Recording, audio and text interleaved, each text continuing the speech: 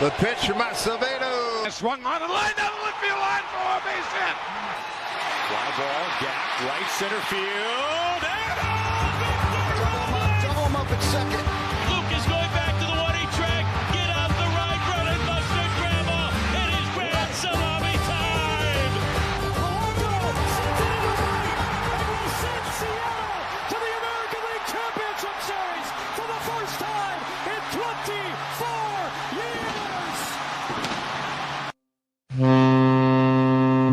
When you needed it most, you got it. Never say die, so show some fight. Hello and welcome back to the Life of W podcast, episode 199 of the show. Wednesday will be 200. Happy Monday. And the Mariners are coming off a series win in Houston. Mariners continue their dominance over their division rivals, winning 2 out of 3 in H-Town and probably should have swept. They came back on Friday night and had the lead by 2 runs going in the bottom of the 10th inning. They just couldn't ultimately get it done. But here we are, 59 and 66. You're 7 games below 500, but you're only 4 back of the division. You're 4 games back of Houston for first place in the American League West. And you finally showed some fight, and you finally played some goddamn good baseball. This is what this team needed. They needed a weekend where they looked like the Seattle Mariners of 2026 we expected to see.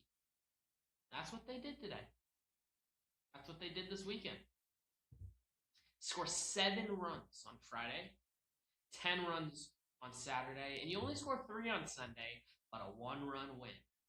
Your second 1-run win in the last 4 games. That's the recipe to success. I have some concerns about the Mariners bullpen. I have some concerns about the lineup. I have some concerns even about the starting pitching and how it's going to look down the stretch. But what matters here on August 17th is winning baseball games. And when you have a stretch like the Mariners do here in August, you got to figure out ways to win games. And when you've been as bad as you've been on the road, you got to find ways to win games. 26 and 37 now on the road. Your first series win on the road since the end of May when you swept the A's to begin the 8-game win streak. Your first series win since the 25th, 26th, and 27th of May. Your first road series win since then. And you did it by playing your brand of baseball. You scored runs. You found ways to score runs in other ways other than the home run.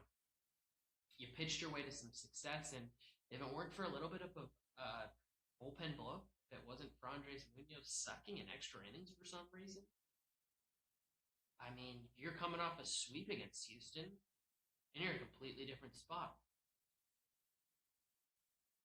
But a series win here was the absolute minimum. That was the thing you needed to show to get yourself back into it. And to show that, yeah, maybe we do have a shot here. But it wasn't just the series win here, to me, that allowed this to be a potential Kickstarter. It was how you did it. Friday night was freaking heartbreaking. Freaking heartbreaking. We all know that. Right? I don't think there's any other way to put it than it was freaking heartbreaking. But here we are.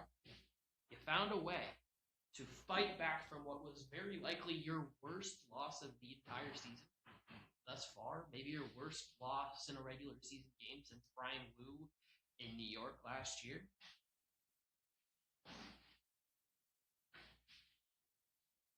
And you fought back to get a big win on Saturday night to even up the series and head to a rubber match for Sunday Night Baseball. And for the first time since that 8-game win streak, since the very first week of June, first couple of days of June, the Mariners showed an ability to build on a win. Showed some ability to build on some momentum. Even from Friday night, when you lose a game like that, you still gained some momentum with the offense, and you found a way to build on top of it on Saturday. That's a big deal. Brendan Donovan having 3 RBI singles in Saturday's ball game as he gets back to the leadoff spot. That's a big deal. Julio Rodriguez hitting a freaking shot to center field even though it didn't get out. That's a big deal. That's a big swing. Cal Raleigh, even though it was, a Crawford boxes homer, big deal. These things all matter. Every hit, every pitch, every out right now matters. And while the Mariners ran into 2 outs today on the base paths that should not have happened, you still played pretty good baseball outside of that. Some of the best baseball you've played over the past month, 2 months. And that matters. Look, I've been pessimistic for the past week because this team has freaking deserved it. They have absolutely deserved it. Dropping 2 out of 3 at home to Detroit after a series win against Minnesota. Getting swept by Tampa, and then having a brutal 3-game series against the Yankees in the Bronx. They deserved to be crapped on ahead of this Houston series. But with how bad the American League is this year, and specifically the American League West, they're not out of it. Not mathematically out of it, not actually out of it. And getting some momentum here as we head into an off day Monday. And then heading to Milwaukee, where you won't have to face Jacob Mizorowski, makes a difference. All right? Getting back to 500 in 1-run games is a bigger deal than I think we're willing to admit. 1-run games are going to come at a premium. 1-run wins. And I think you're going to see a lot of 1-run games here down the stretch. August 17th. And you're in it. August 17th. You haven't played your best baseball yet. What have we been saying all season? What have I been saying all season for those that listen consistently? Just get hot at the right time. Now build on this. Build on this series win, build on these 3 games, build on this road trip as a whole. Look, ultimately, right, you lost the series in New York, you had a couple of bad games, but also, how close are you right now to a 5-game win streak? Your bullpen being slightly better. You're a freaking Luke Weaver away right now, to me, from you having a 5-game win streak. You're playing better baseball. Now go shock the National League Central against Milwaukee and the Cubs. Go show that you're made of something difficult, something hard to play. Go show that you're the team we expected to see when Jeff and I were listening to the Mariners' old TV intro song on opening day, looking like idiots. They can push you all the way out. You can have me not watching the Saturday night game when I have the complete opportunity and possibility and ability to, because I'm freaking just driving through the valley in California. I have the ability to listen to that game and I'm like, I'm good. But as you push all these fans out, you suck them right back in with a couple of wins like this. And as I've said it the entire freaking season, build on it.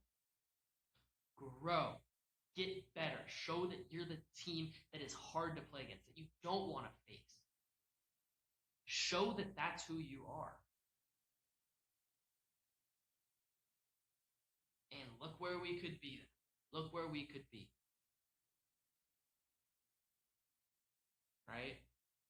Now, talking about standings, let's get into it a little bit. 4 games back at Houston. You do have Texas in between you. You have the tiebreaker against Houston.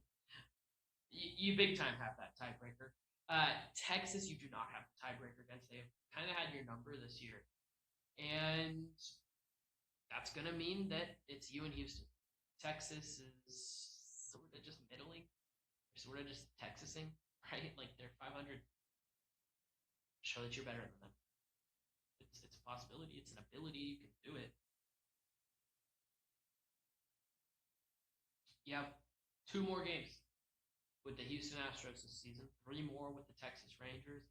That Rangers series is going to be massive. All 5 of those games are at the Move at T-Mobile Park. But between now and the Texas series, which is September 8th, 9th, 10th, a little under a month here, you got Milwaukee for 3, you got the Cubs for 3, you got the Phils for 3, off day. You got 3 against Toronto, 3 against Boston. Those both are on the road. And you got 4 against the A's. Let's start with these for this next 9 games. Sneak 1 in Milwaukee, play good baseball the other 2, and I think you're fine. Win 2 out of 3 in Milwaukee, and Jolly B will be great. We'll be happy. I'll be very happy if this team can take 2 out of 3 against Milwaukee. All right, let's say they take 1 out of 3 against Milwaukee. All right, let's go take 2 out of 3 against the Cubs. All right, that's 3-3 against those 2 teams. Next 6 games, go 500. Fine. You get a game above 500. Perfect. You get 2 games above 500. Actually, I guess you can't be 1 game above 500. 2 games above 500. Hell yeah. Anything more? Hell yeah. Hell yeah. All right, 6 games. Let's be 500. Then let's go win a series against the Phillies. Next 9 games. Go win 5. Be a game above 500. I think you're good. All right. Stay alive. Stay close to it. Figure out some ways to win some games. Get closer to 500. Look, series sweeps are going to be hard to come by. Get series wins. Build on it. Get better. And then let's get into that Toronto series, that Boston series, that road trip. Win some games, and then let's get into September. Let's be a couple games back, 2 games back of Houston. Ideally is where you'd love to be, if not better. And you get into the September, which feels like it's a real opportunity for the Mariners, right? This is what is going to be the recipe to success this season. Is it going to happen? It really doesn't. It doesn't feel like it. It hasn't felt like it through multiple parts of the season, right? But it's possible. You look at September for this Astros team, right? Like, they got to play the White Sox. They got to play the Diamondbacks. They got to play the Phillies. They got to play the Rays, who've been really, really good. And they got to play Atlanta. They got 7 games there that are like they should be able to win those games.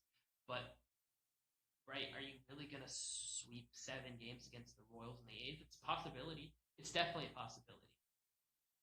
Right? But it's not a given. Okay? So Mariners got to stay afloat, stay close.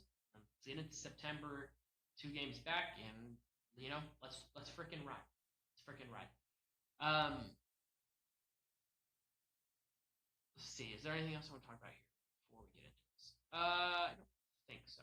Let's talk about some stats around the Mariners pitching staff, and specifically, I want to talk about the bullpen.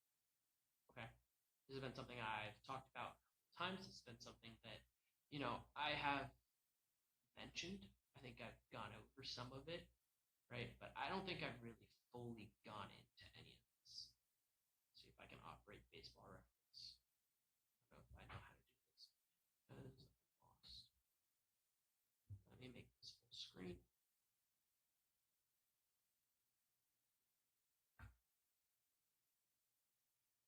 Okay, MLB pitching.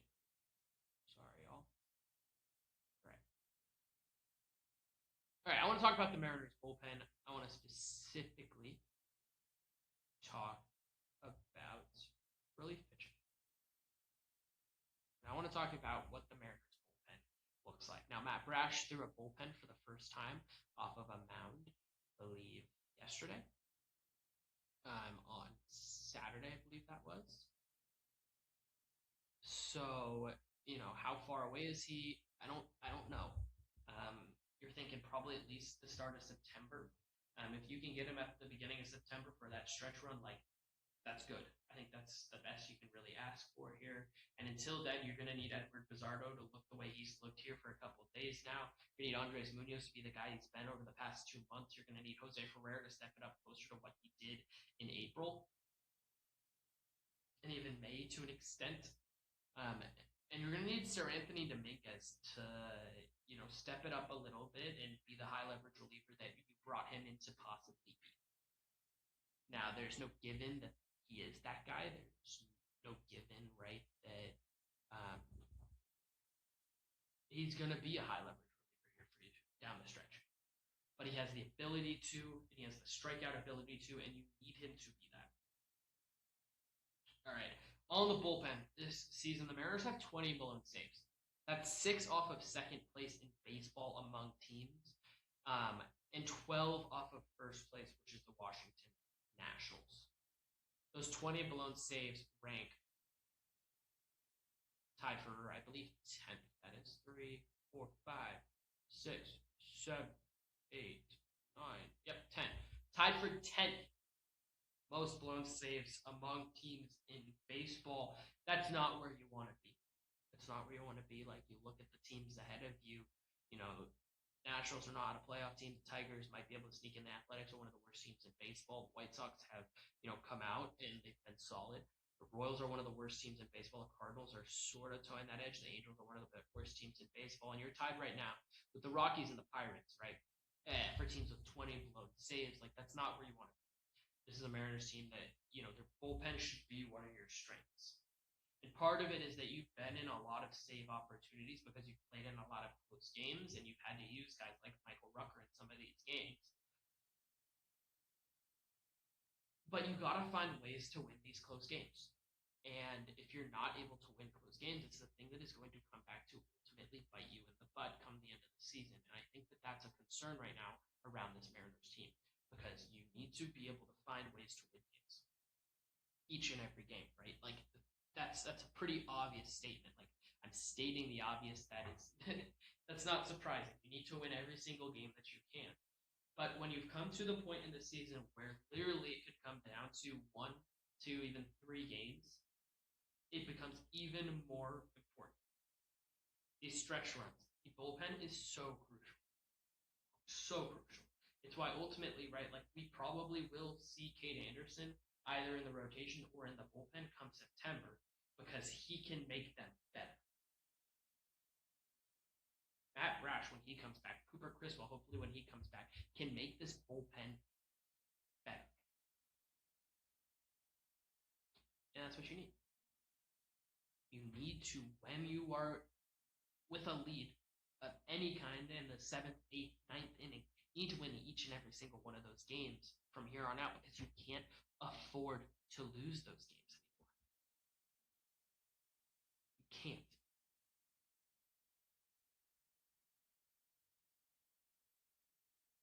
All right, I want to look at this Brewers series very quickly. Game 1, Bryce Miller, Kyle Harrison. I want to talk about Bryce Miller really quickly. Let me pull up his numbers. Bryce Miller struggled a little bit more as of late. His fastball velocity has dropped, and it has been a cause for concern. It has some people talking about potentially, does he have to get moved to the bullpen? That's an off-season discussion that is, partially not even worth having because he's been one of, if not your best starter this season, right, at 27 years old. But as we pull up his game log here, right, he struggled more as of late. He did go 6 innings against the Yankees, but he gave up 5 runs, and he's part of the reason he lost that game. He only went 5 innings against Detroit in the start prior to that, giving up 4 runs, all of which earned. 2 runs that were both earned in 5 1/3 against the Twins. And in the start prior to that against Texas, he gave up 5 runs, all of which earned in 5 1/3. He hasn't gone 6+ innings outside of that last Yankees start since July 2nd. In a game against the Angels where he gave up just 2 hits over 7 innings. That means he hasn't had a quality start since July 2nd. And as we all know, quality starts are one of my favorite stats. Quality starts are how I like to look at pitchers. While the Mariners are one of the best rotations in terms of quality starts, Bryce Miller struggled with them as of late. You will need a quality start, and you will need the best version of Bryce Miller on Tuesday, tomorrow, when this comes out, against a Kyle Harrison, a lefty that the Mariners likely are going to struggle against, and that has been pretty solid for the most part through this year, an ERA under 3.5. you're on the road. It's game one. Like, you got to find a way, especially coming off the off day. It's going to be crucial. You look at Wednesday, this is the game. This is the game you circle and say, we got to win this one. Logan Gilbert on the mound against a Dustin May that has been a hit or miss. He's been hit or miss, to say the least. Right? His ERA on the full season is 4.13, but he's had his starts where he's been really good. He has. These are projected starters by the MLB app. Just going to pull up Dustin May's numbers here. 4.13 ERA this season for May, a 3.30 FIP, 23% strikeout rate, 122 innings pitched. Let's see if I can get his game log pulled up here. And has been a pretty solid starter for the most part. He's one of the players the Brewers acquired around the deadline from the Cardinals. He has back-to-back quality starts here. Quality starts in 3 of his last 4 games. That includes 7 innings against the Padres in his last start. Gave up 4 hits, just 1 run, 2 walks, like 6 Ks in that one. That was in San Diego at very pitching-friendly park. His start prior to that with Milwaukee. These are his only 2 with Milwaukee, both of which were quality starts. He faced Pittsburgh. This is his only start at home for the Brewers. He went 6 innings, gave up 2 runs, both of which were earned in that one.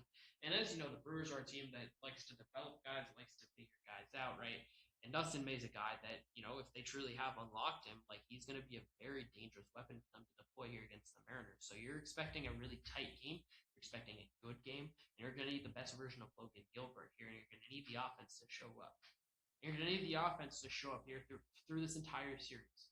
This is going to be a difficult series. This is the type of team that the Mariners and their pitching staff specifically struggle against a lot.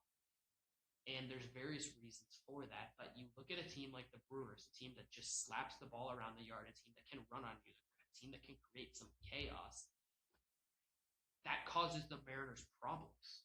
Because their defense struggles, because they have guys that are ground ball pitchers, and when they sneak through, they're going to struggle.